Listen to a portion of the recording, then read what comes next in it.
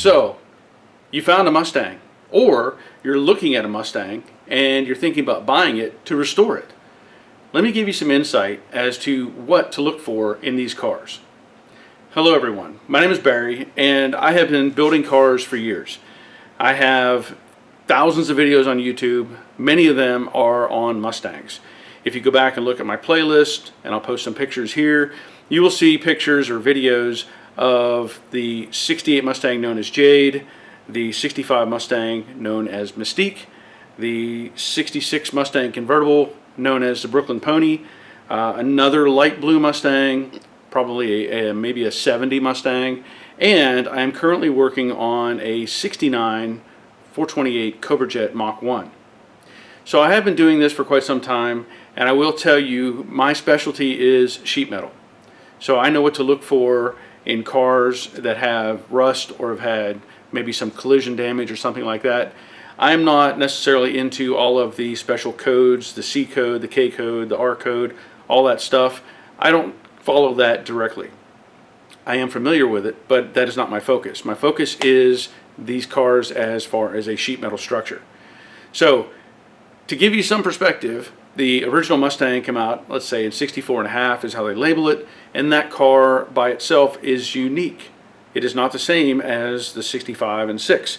The body shell is the same, but there are differences in how the car was built.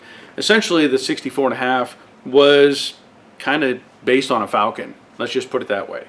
So it has some oddities to it. There is a generator on the car. It has horns on it that are not up on the front of the car. They're down low behind the radiator.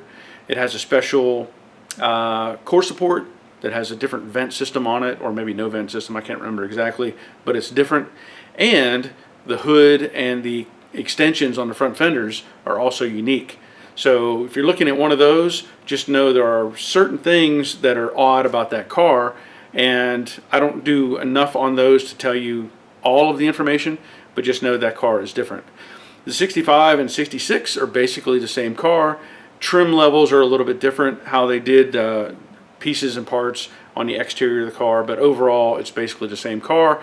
67 to 68 again are basically the same car, although 67 is kind of a transitional car, so it has some oddities with it, like the door hinges are slightly different.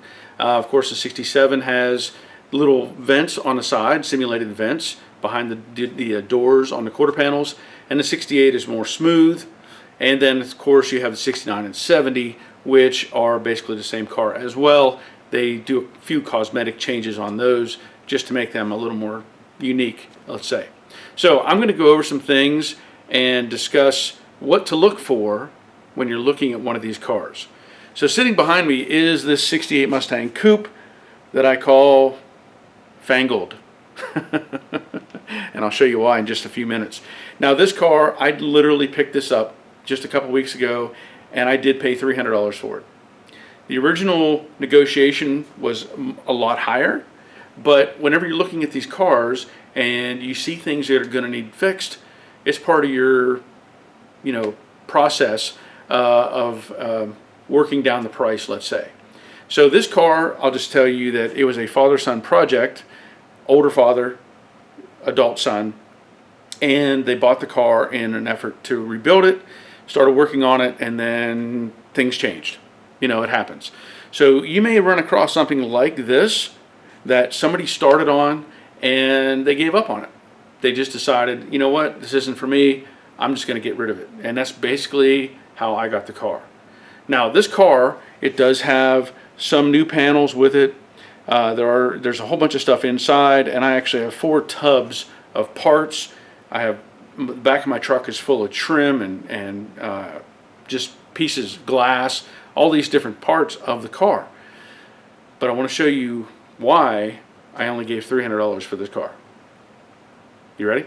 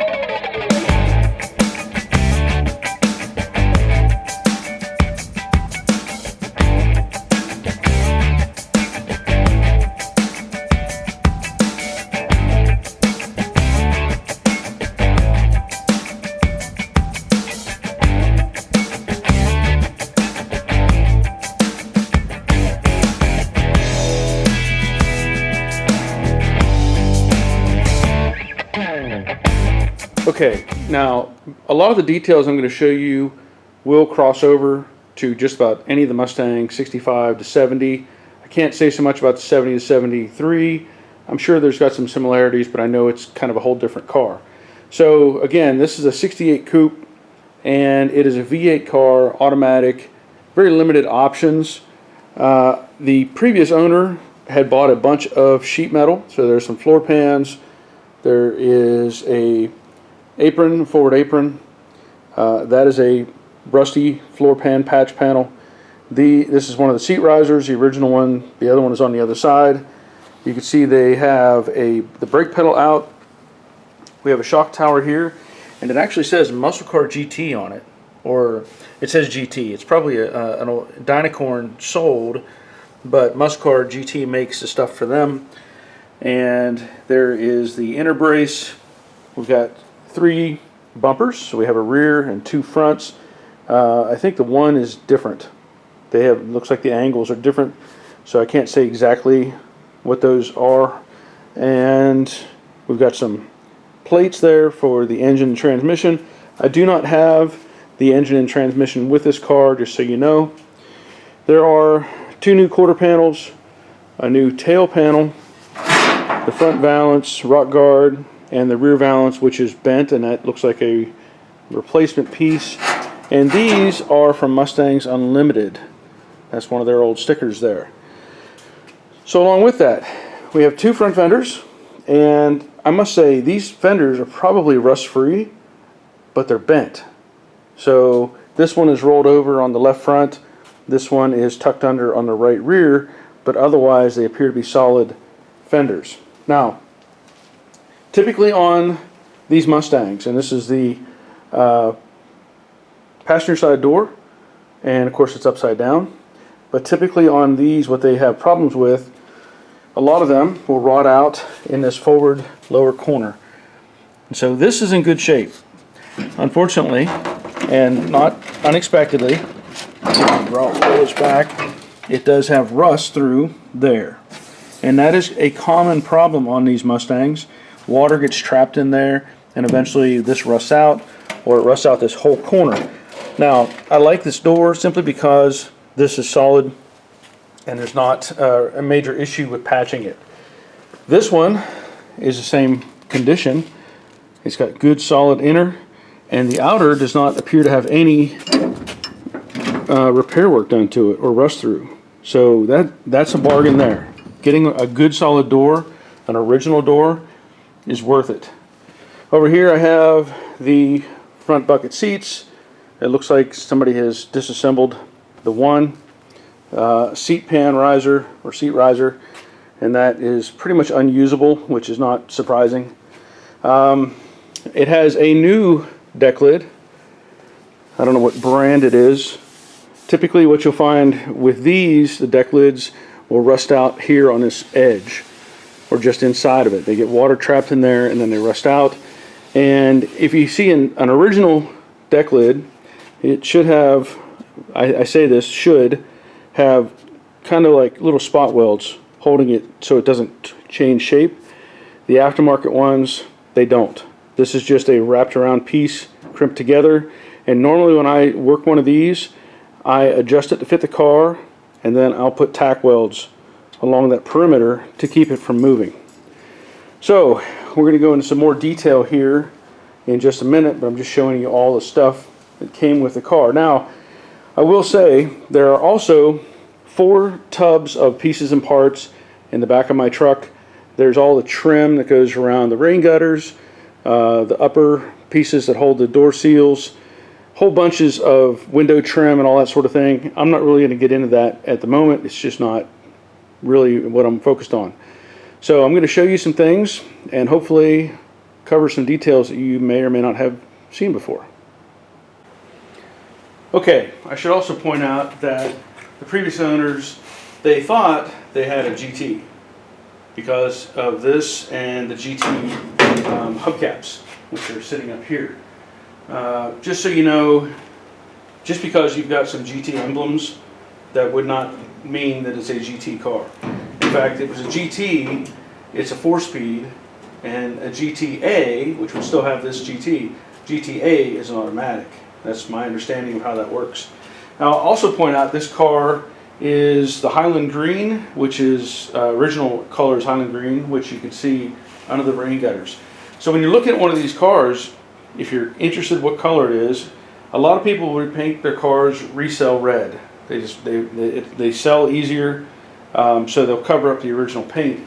But you can find paint residue underneath the seals where the windshield may be, or under the rain gutters, or sometimes you can look deep inside the trunk. Up underneath you can find different areas that may have overspray originally from the factory. So just know that. Now, this, I want to show you this. I'm going to go into some more detail as I move forward. The worst part on these cars, probably 90% of the time, is the cowl.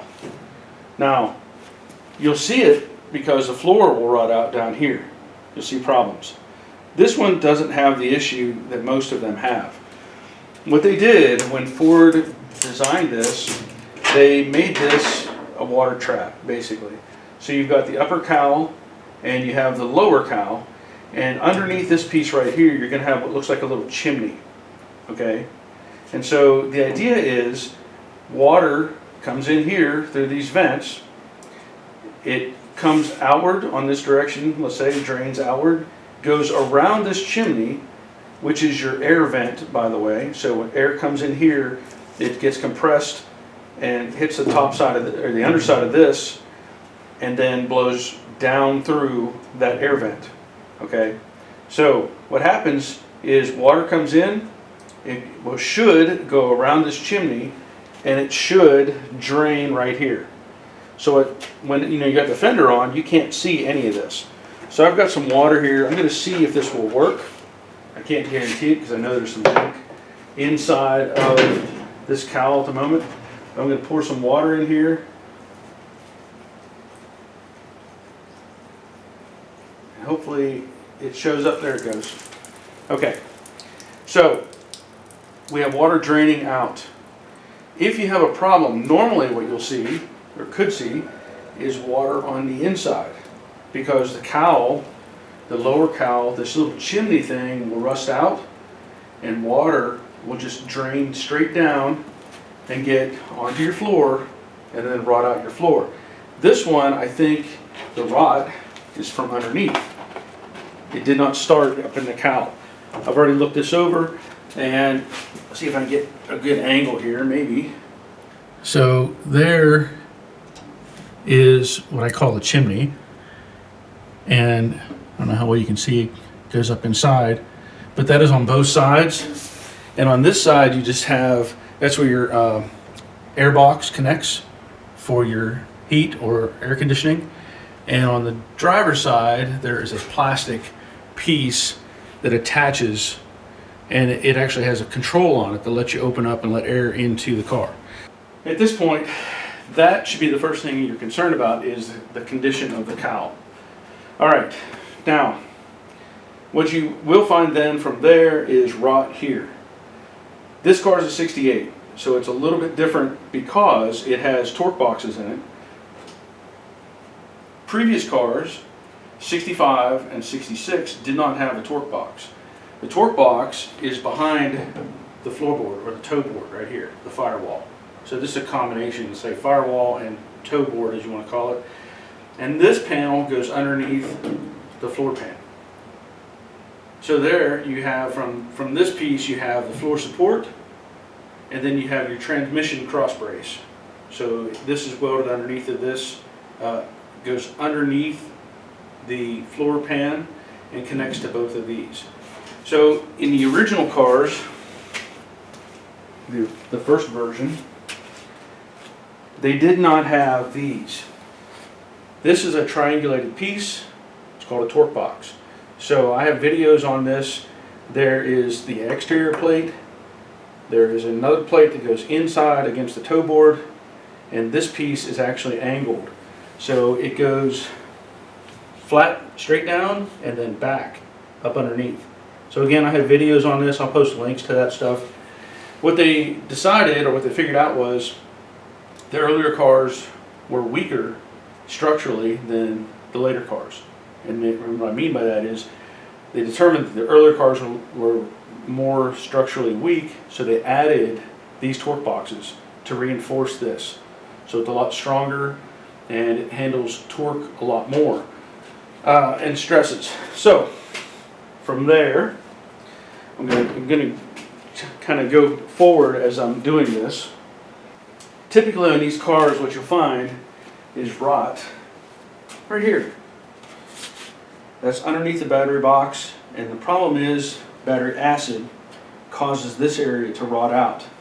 So this is common on almost every Mustang. You'll find that is rotted out, that forward apron. Now this is critical whenever you're looking at numbers.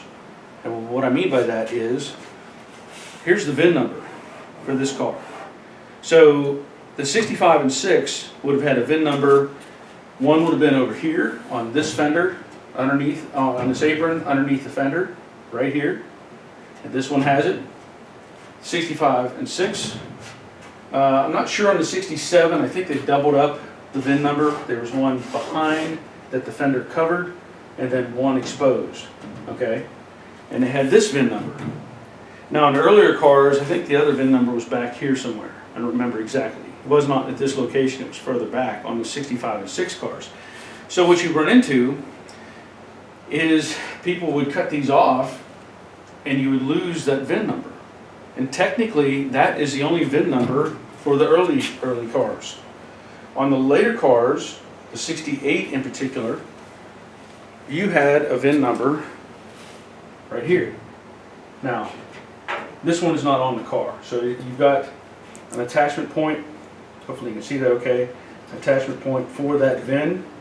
I do have the VIN number, the VIN plate, but it's just not on the car. So 68, it was mandated that they have a VIN number, and Ford put it on the passenger side. After that, it went to that side, on the 69 and up.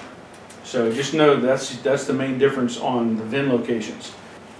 As you're looking at these cars and you're trying to decide, is this good or bad? What am I looking at? Well, stuff like this is bad. You should not have wrinkles in this apron. This should be a nice smooth transition, and hopefully you can see this okay. If you look down here, see all these weird wrinkles? It should never look like that. That means this car's been hit on this right front, or on the left front. So an impact here compressed this forward apron and made it wrinkle. Along with that, this is a really bad sign. If you look at this, this is the rear apron, and you've got this brace which attaches the apron to the cowl.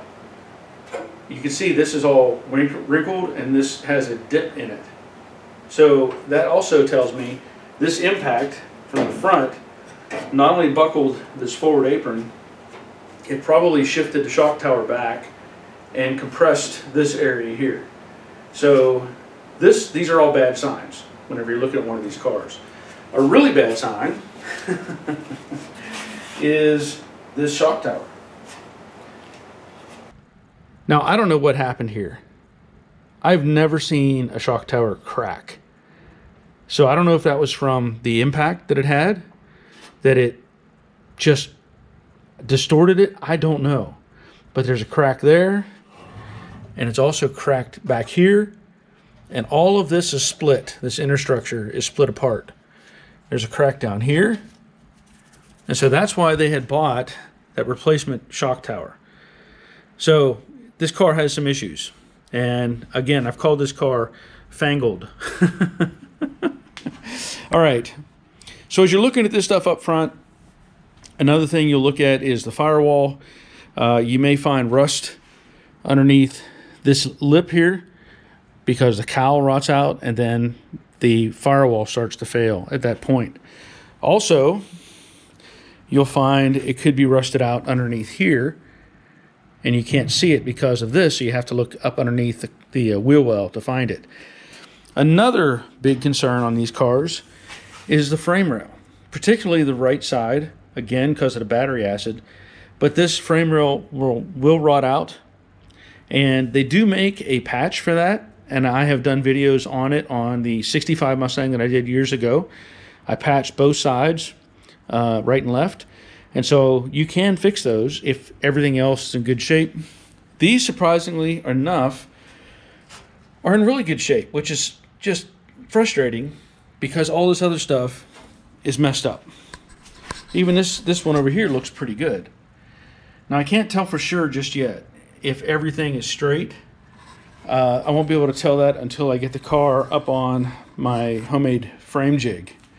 But that is the bulk of what you're going to see up front here. Now, of course, this car, they took out the coil springs because they were starting to work on it, and they have blocks of wood holding this up, and that's fine. This is just temporary anyway. But that's everything I can think of up front here. All right, now moving to the inside of the car again, we talked about the rust in that area there, and you're going to find these floor pans will rust out. And this car, unfortunately, has been hit in the rear.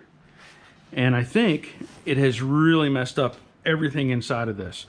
So if you'll notice, this should never look like this. I mean, rust, sure, but not this distortion.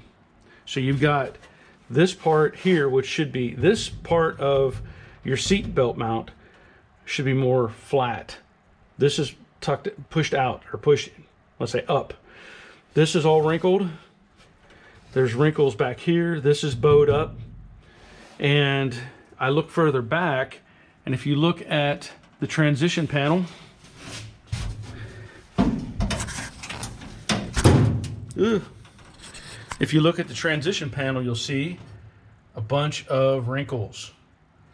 So that tells me right there that this car is really out of shape.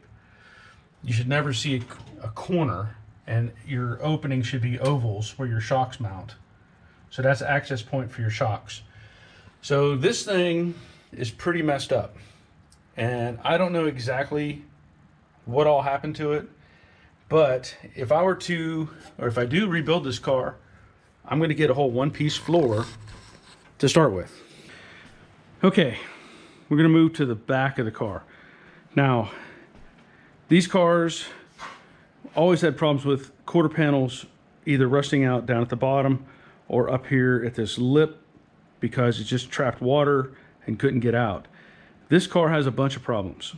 Now, I'm going to show you this. That is a major dent. That's actually from being rear-ended, and somebody has piled up body filler trying to reshape this. And also, you've got this hump right here. Whoop. And when you come to the back of the car, you can see that this quarter's been hit. Okay, so this is all distorted. In fact, if you tried to shut the deck lid, you're going to overlap about 2 inches of the quarter panel. All right, from there, we've got a bad tail panel.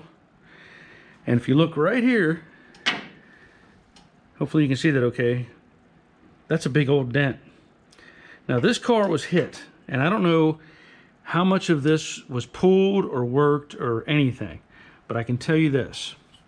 If you look inside here, you can see this floor is all pushed up, okay? It should look more like this. It should be more square, not humped up.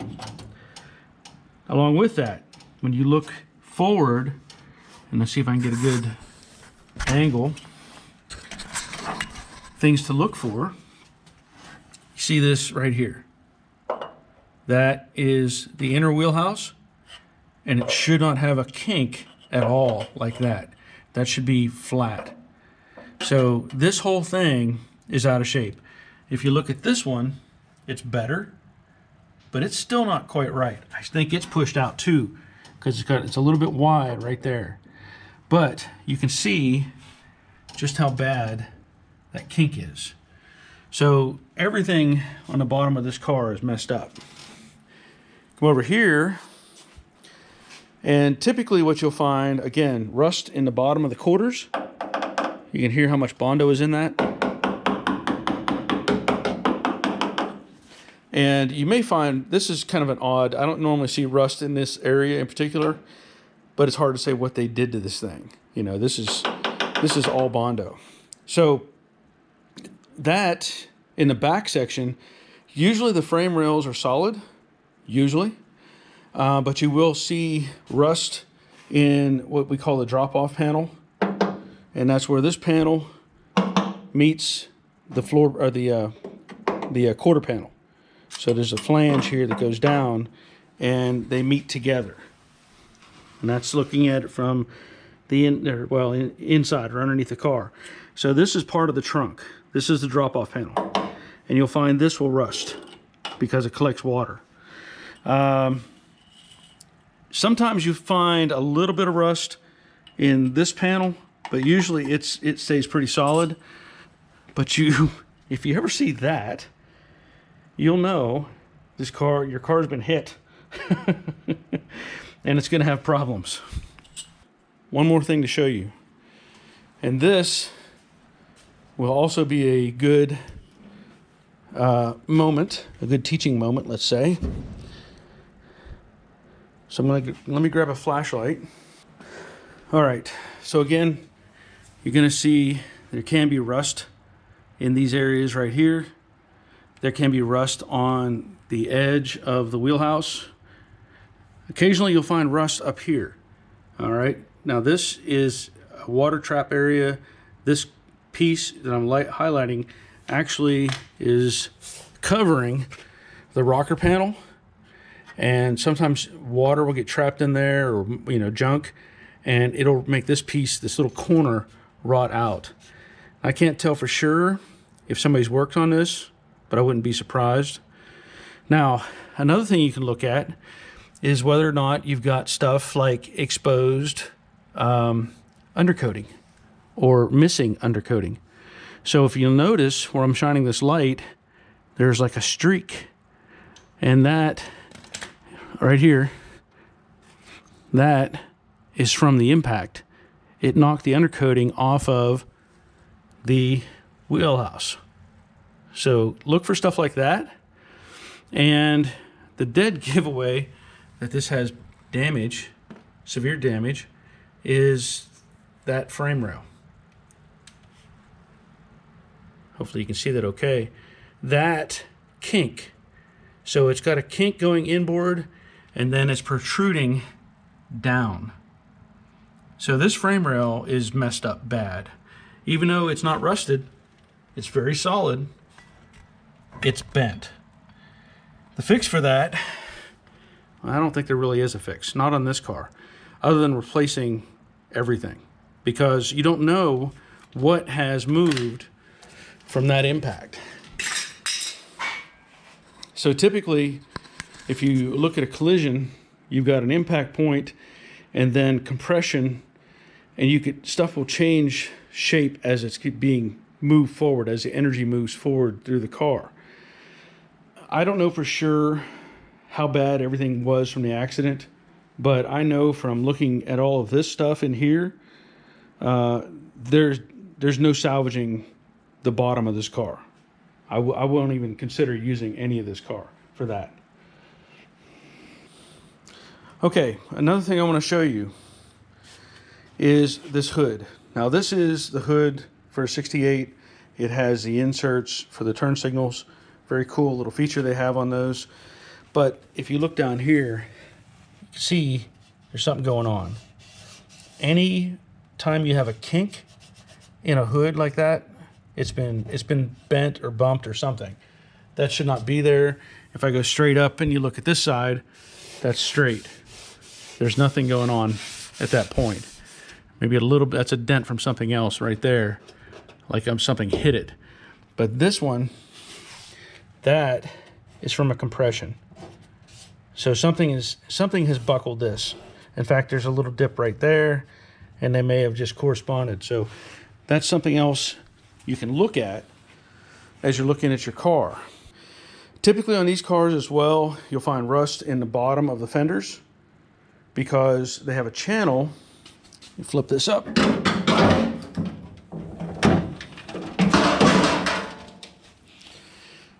They have this channel right there, and that is a structural channel, and it'll get water trapped in here and cause this to rot out, and then you have to repair that. I have a video on that repair that I did on my 68 I called Jade. So I actually replaced the bottom section of that fender on my 68. And if you look here, you can see here is a date code. It says NSP9 February 19th, and it looks like 75, or February 1975-1. So that is a replacement fender. That is a replacement. It's a factory fender, but it's definitely been replaced. Let's see what this one. Let's see what this one has.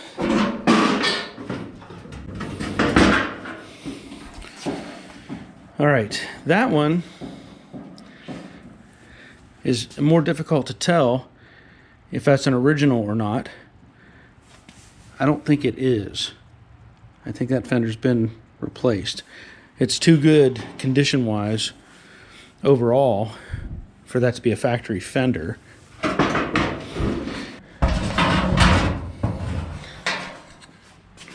And pointing to that reference, I'll show you this as well. There's no numbers. So this is an aftermarket fender. Typically what you'll find, an original car will have numbers stamped on the fender. So it'll be a number code. You'll find them on the fenders. You may find them on various other pieces and panels of the car. And on the quarter panels, you're going to find them in these rain gutters. Now, I can't say if I could find it on this one or not, because it may be just painted over or filled in. But there's usually numbers in that gap. I can show you on my 68. Okay, I'm going to show you something else. Now this is a 67 that I picked up a few years ago that was worked on at a shop. I don't know the name of the shop. I don't know who actually did the work to it, but this car has issues. What you're going to find, and this could happen on any of these cars, look at the A-pillar. See if there's rust through. See how this is rusted underneath that A-pillar, or that mount point for the hinge? That's a bad sign. It's got rust down here on top of the transition for the A-pillar. It's got rust on the inside. It also has rust here where this overlap piece, the rain gutter, actually attaches. So all of this is in bad shape. Somebody has tried to do some repair work here, but all of this roof is bad. Come to the back, and you may find stuff like this, where there's rust in the roof panel coming into the quarter. Again, I don't know who's worked on this, what they've done to it. I know that they have started to put in a California special style tail panel. And moving, let me just come back to the front here. You've got rust in this kick panel, which isn't necessarily a bad thing. You can kind of section this out and replace it. That's not that big a deal, but the A-pillar, that's where you run into some problems. Now, as I pointed out before, the 67, here's the VIN number, here's the second VIN number. So this one would be covering it with the fender, and this one's behind it. This one does not have a VIN on the dash. This apron has been replaced poorly, and you look at stuff like this and you see a weld like that.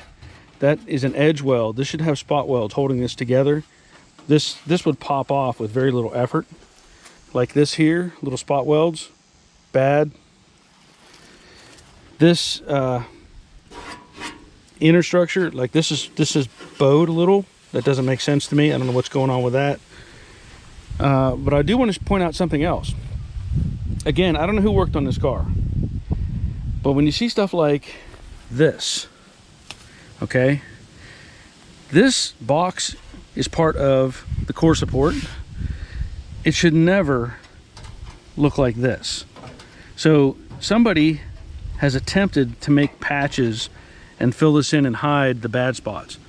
It is rusted through underneath here, which is uncommon in my opinion, but this thing is just horrible. So when you're looking at these cars, look at all these little spaces, these little areas that you can see if somebody has modified or changed. This one, they've also attempted to fix this frame rail. And I say fix.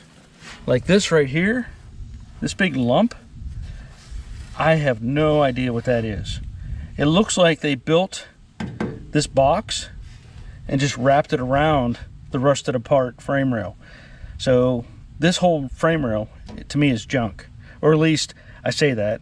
It needs the correct patches done from about this point forward. Also, here's some numbers, as I pointed out before, different locations.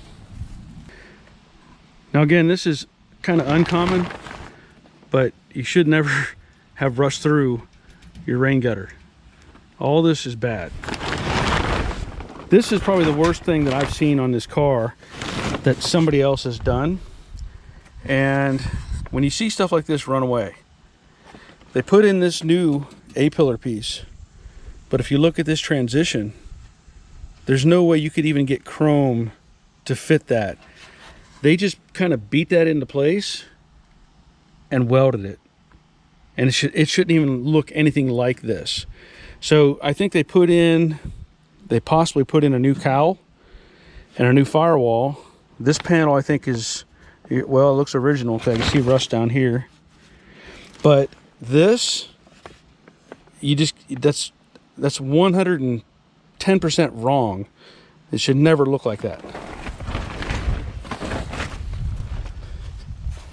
Come to this side, you can see more what it's supposed to look like. And you can see also, they put cut lines here where they're going to separate this thing and try to piece things back together. All right.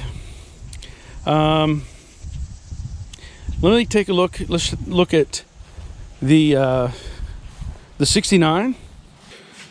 Okay, so let's take a quick look at the 69 since we're in here now. This is what I was talking about. The way this box is, all this. Now, of course, this is new, but it should look very much like this. It should not be pieced together. It should not be gaps and weird shapes and stuff like that. Frame rail should be good and solid all the way straight through.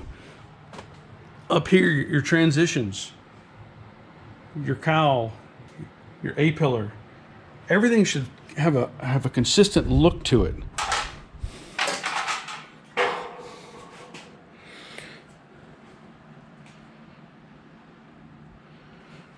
And again, I've been building on this car for about a year, and I'll point out I finally got all the brakes on the front. This car will soon be getting on the ground. All right, we're going to do one more look at Jade. Okay, so as I was talking about numbers, I just want to show you this. See these numbers right here? Those are factory numbers for this panel. So when you're looking at these cars, look for these numbers. Okay? That'll tell you most likely whether there's been some repair work done to it or not. I will tell you this, in this case, I salvaged that part because I replaced the quarter panel because it was the wrong quarter panel that somebody else put on the car. And there's a cut line right about there. So I saved that piece. However, this is as close to the original as you're going to find. There's also the numbers on the fender, which are up front, and those will also dictate when it was produced.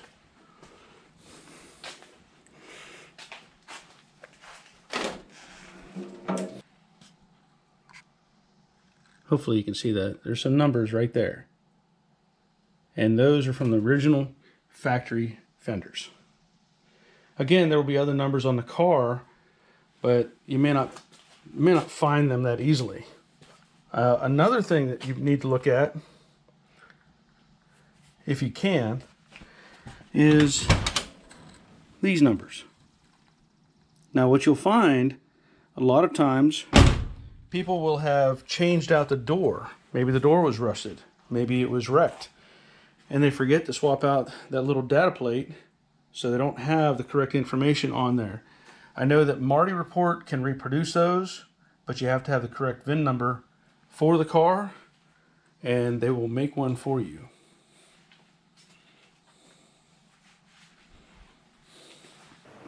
All right, now I'm not trying to discourage you. I just want to let you know some of the pitfalls that you could get into in one of these cars. Some of them are in great shape. Some of them are almost rust-free. They've lived their lives in Arizona or out west somewhere, or they've been in dry storage for decades. You know, I have the 69 Mach 1 sitting in the back that is 98% rust-free, and they're out there. However, you're going to run into stuff like this. So if somebody's trying to sell you something on Marketplace or whatever, and you can see that it's got problems, I want you to weigh that into your decision as to whether you really want to get into one of these cars. This car right here is not for an amateur. I will say that up front. This is somebody like me who has tons of experience rebuilding one of these. I have to go into it and say, is it worth it for me to invest in that? That's debatable. It's a plain Jane 68, nothing special. It's going to need a whole lot of work.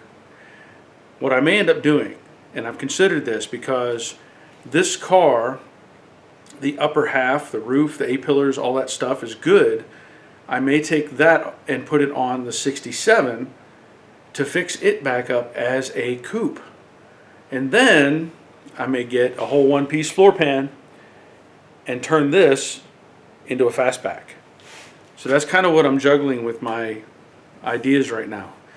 So when you're looking at one of these cars, keep in mind what you may have to invest in. That could be a welder, could be a plasma cutter, definitely a welder. You're going to need something to weld with. You can get by without a plasma cutter. You can have, you know, various cutting tools, air tools, and different things. You can do that. You have to look at spraying primers, stuff like that. You're going to need paint guns. You're going to need materials. You're going to need supplies. You're going to need parts. Make sure you look at that stuff before you commit to buying one of these cars. This one, guaranteed, needs a whole one-piece floor pan. That's probably, I don't know what that is now, $3,000, $3,200, something like that, for a pre-built one-piece floor pan. If I'm going to be fixing up the rest of it, where I get the whole kit for the fastback conversion, that is another big investment. So just look at those things and make sure it's something you want to get into. I do understand sentimental value. I am with you on that. I've spent tons of money on my grandfather's 1931 Model A that I will never get back. But I love that car, and I loved him, and that's why I did it. So weigh out the value for yourself. But as it is, I want to thank you for being here. That'll be the end of this video.